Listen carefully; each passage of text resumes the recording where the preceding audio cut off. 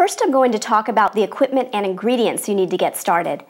The only equipment you need to get started is a blender, a food processor, a knife, and a cutting board.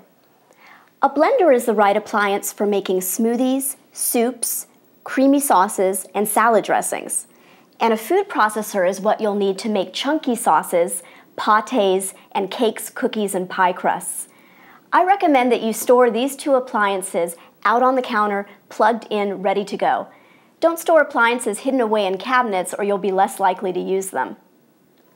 A sturdy wood or bamboo cutting board is best. Plastic can chip off and leach into the food, and it can also dull your knife. You might want to use one side of the board for fruits. Here you have a gutter to catch the juices of the fruit, and the other side for vegetables to avoid mixing flavors like mangoes and onions. The most important knife you can own is a large chef's knife. Hold your knife by the handle up close to the blade with your thumb on one side of the blade and your fingers on the other side of the handle curved back. To slice, use the down and through technique. Place the tip of your knife on the far side of a vegetable, or if the vegetable is a little bit taller, place the knife on the vegetable itself.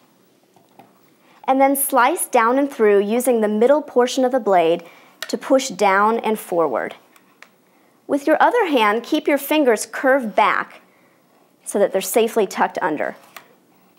And you just slice down and through, down and through, down and through.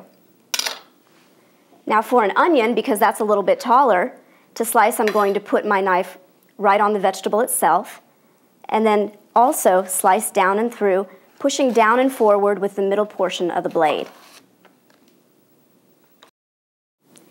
To mince or chop very finely, place the tip of your knife on the far side of a pile of coarsely chopped herbs or onions. So let me coarsely chop some parsley here so we have something to work with. And the tip of my knife is on the far side of this pile, and I'm resting my free hand on top of the blade, and then I'm pivoting the base of the knife back and forth, up and down, in a fan motion. And then you can stop periodically to gather your ingredients back together with the back of your knife, and you just continue mincing until the desired texture is achieved.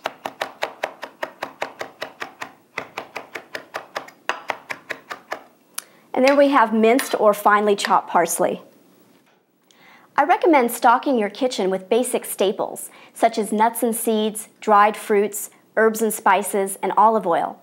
This really saves time because that way, each week at the grocery store, the only things you have to get are your fresh ingredients. You can even wait in the express line and just get 10 items or less of fresh ingredients each week. As far as which fresh ingredients to purchase, you don't need to make a shopping list unless you want to.